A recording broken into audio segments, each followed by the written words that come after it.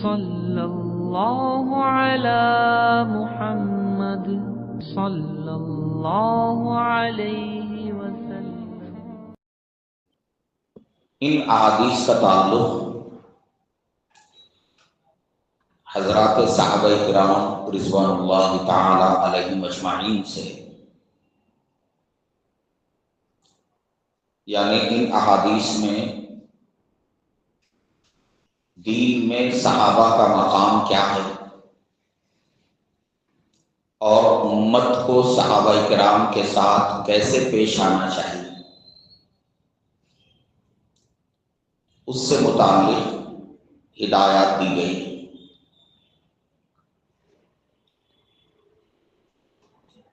یہ دین جو ہم تک پہنچا ہے،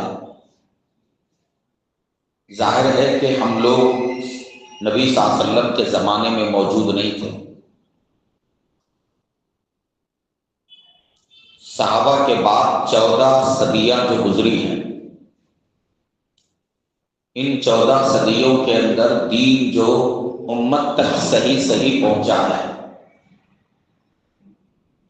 اس میں صحابہ کرام کی قربانیوں کا غیر معمولی حصہ ہے۔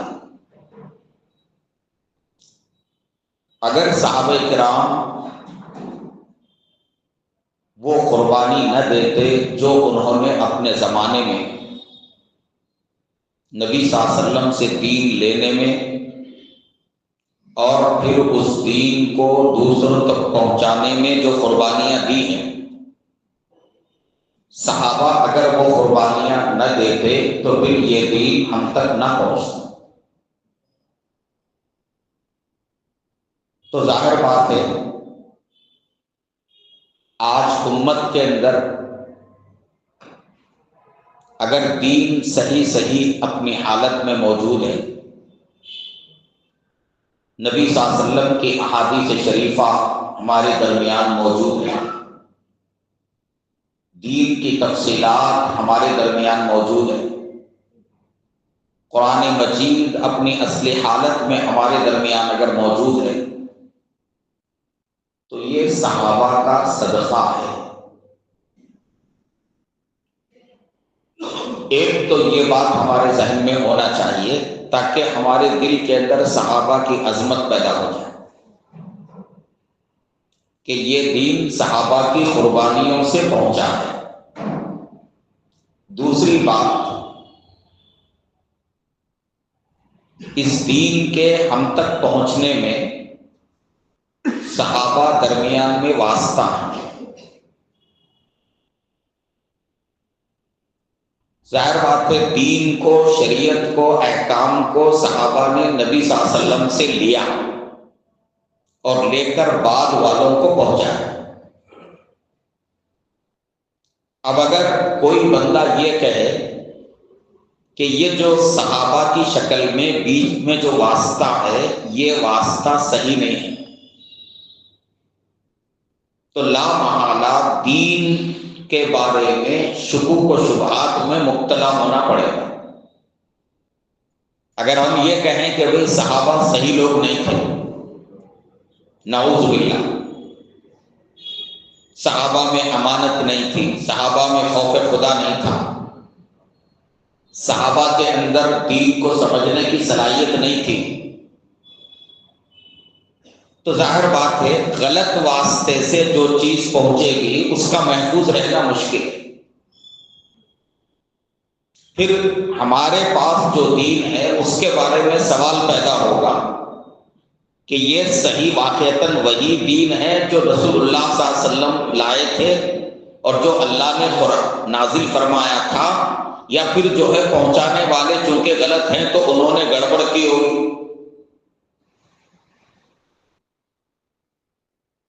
جس طرح سے اللہ تبارک و تعالی انسانوں میں نبیوں کا انتخاب کرتے ہیں، ہر کوئی نبی نہیں ہوتا، اللہ کے انتخاب سے کوئی نبی بنتا ہے، تو نبی کا جیسے اللہ کی طرف سے انتخاب ہوتا ہے، اسی طرح نبی کے ساتھیوں کا بھی اللہ کی طرف سے انتخاب ہوتا ہے۔ صحابہ نبی کے ساتھی تھے تو وہ یوں ہی نہیں تھے، بلکہ ان کو اللہ کی طرف سے چن لیا گیا۔ نبی صلی اللہ علیہ وسلم کے زمانے میں لوگ تو بہت سارے تھے، کفار مشرکین بہت سارے تھے، لیکن سب کو ایمان کی توفیق نہیں ہوئی۔ ایمان کی توفیق ان کو ہوئی جن کو اللہ نے نبی کا ساتھی بننے کے لیے چن لیا۔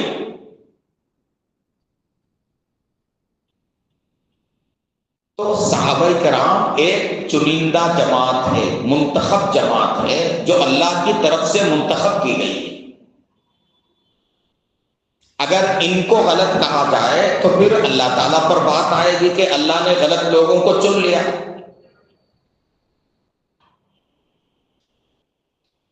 اس لیے یہ دوسرا پہلو ہے جو ہمارے ذہنوں میں ہونا چاہیے کہ صحابہ اللہ تعالیٰ کی طرف سے انتخاب کردہ لوگ ہیں۔ کتنے لوگ ایسے تھے جو نبی صلی اللہ علیہ وسلم سے خاندانی رشتہ داری رکھتے تھے مگر وہ ایمان نہیں لائے، ان کو صحابی بننے کا شرف حاصل نہیں ہو سکا کیونکہ اللہ کا منشا نہیں تھا۔ حضرت ابو طالب جو زندگی بھر آپ کا ساتھ دیتے رہے، بھتیجا ہونے کی وجہ سے، آپ کی سرپرستی میں ہونے کی وجہ سے، لیکن ان کو ایمان کی توفیق نہیں ہو سکی اور ان کو صحابیت کا شرف حاصل نہیں ہو سکا۔ تو صحابی اللہ کی طرف سے منتخب کیا جاتا ہے۔ حضرت عبداللہ ابن مسعود رضی اللہ عنہ فرماتے ہیں اولئک اصحاب محمد اختارهم اللہ لصحبت نبی، یہ وہ نبی کے صحابہ ہیں جن کو اللہ نے اپنے نبی کی صحبت کے لیے، اپنے نبی کے ساتھی بننے کے لیے، جن کو اللہ نے چن لیا لاکھوں کروڑوں انسانوں میں۔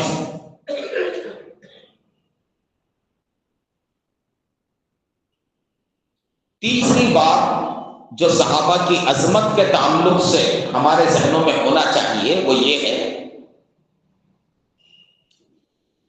کہ سب سے پہلے دین کو حاصل کرنے والے صحابہ کرام تھے۔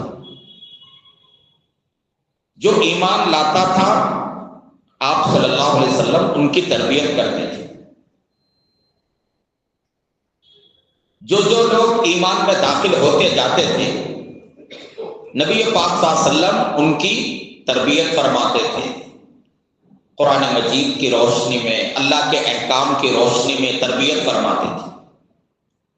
صحابہ کی پوری جماعت نبی کی تربیت یافتہ جماعت ہے۔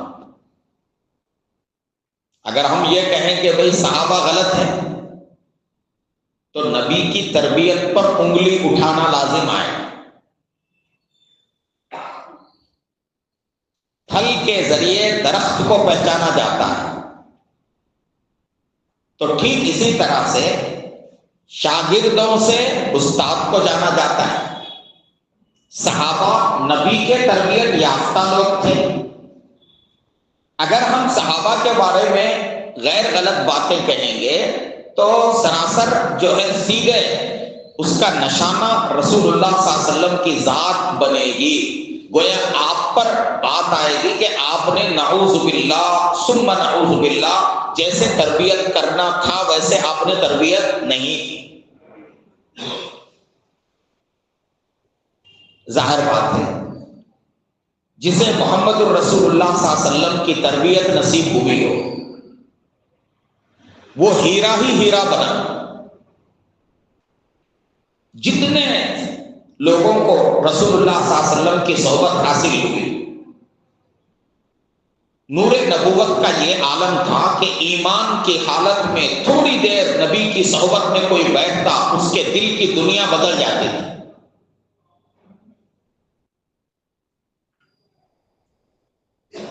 اس لیے نبی کریم صلی اللہ علیہ وسلم نے امت کے دلوں میں صحابہ کی عظمت کو بٹھایا تاکہ اس امت کا رشتہ صحابہ سے مضبوط رہے۔ یہ امت جو ہے نا درمیانی کڑی سے کہیں بے نیاز نہ ہو جائے، واسطے سے کہیں بے نیاز نہ ہو جائے. اور صحابہ کی جماعت کو قرآن میں، حدیث میں ایک نمونے والی جماعت بنا کر پیش کیا گیا کہ دیکھو، ایمان اگر دیکھنا چاہتے ہو تو صحابہ کا ایمان دیکھو، اخلاق اگر معیاری اخلاق جو خدا و رسول کو پسند ہو وہ دیکھنا ہے تو صحابہ کے اخلاق کو دیکھو. قرآن میں، احادیث میں جن جن خوبیوں کی تلقین کی گئی ہے ان خوبیوں کا عملی مجسم صحابہ کرام کی زندگیاں تھیں. قرآن میں ایثار کا ذکر ہے، اگر ایثار کو عملی شکل میں دیکھنا ہو تو صحابہ کی زندگی. قرآن میں سچائی کی تلقین ہے، اگر سچائی کی عملی جو ہے نا شکل اگر دیکھنا ہو تو صحابہ کی زندگی. تو اس لیے آپ صلی اللہ علیہ وسلم نے ایک طرف صحابہ کے مقام کو بیان فرمایا اور دوسری طرف بعد میں آنے والے لوگوں کو آگاہ کیا کہ میرے صحابہ کے بارے میں زبان درازی نہ کرنا، میرے صحابہ کے بارے میں غیر غلط باتیں نہ کرنا. ان کے جو آپسی اختلافات ہیں ان اختلافات میں بھی وہ حق پر تھے. ان کے درمیان اگر لڑائی بھی ہوئی ہے اور اس میں جو ہے نا کچھ لوگ دنیا سے رخصت بھی ہو گئے ہیں تو وہ اس لیے ہوا کہ ہر بندہ سمجھتا تھا کہ میں حق پر ہوں، اگر میں پیچھے ہٹوں گا تو دین کا نقصان ہوگا. اور قرآن میں اللہ تبارک و تعالیٰ نے صحابہ کی تقسیم کرتے ہوئے فرمایا کہ جو صحابہ فتح مکہ سے پہلے ایمان لائے وہ مقام میں اونچے ہیں ان صحابہ کے مقابلے میں جو فتح مکہ کے بعد ایمان لائے. لیکن آگے اللہ نے فرمایا وَكُلًّا وَعَدَ اللَّهُ الْحُسْنَى، سب کے لیے اللہ نے جنت کا وعدہ کیا. مہاجرین اور انصار کا ذکر کیا گیا، وَالسَّابِقُونَ الْأَوَّلُونَ مِنَ الْمُهَاجِرِينَ وَالْأَنصَارِ وَالَّذِينَ اتَّبَعُوهُم بِإِحْسَانٍ رَضِيَ اللَّهُ عَنْهُمْ وَرَضُوا عَنْهُ. مہاجرین اور انصار کا ذکر کر کے اللہ فرماتے ہیں کہ اللہ ان سے راضی ہے، وہ اللہ سے راضی ہے. یہ وہ جماعت ہے جس کے لیے قرآن میں اللہ نے اپنی رضا کا پروانہ دیا، اپنی رضا کی سند اللہ نے دے دی. اس لیے نبی کریم صلی اللہ علیہ وسلم نے صحابہ کے بارے میں بد زبانی کرنے سے منع فرمایا، صحابہ کے تعلق سے غیر غلط باتیں کہنے سے منع فرمایا، دلوں میں صحابہ کی عظمت پیدا کرنے کی آپ نے تلقین فرمائی. صحابہ ساری امت کے محسن ہیں، ان کی قربانیوں سے یہ دین ہم تک پہنچا ہے.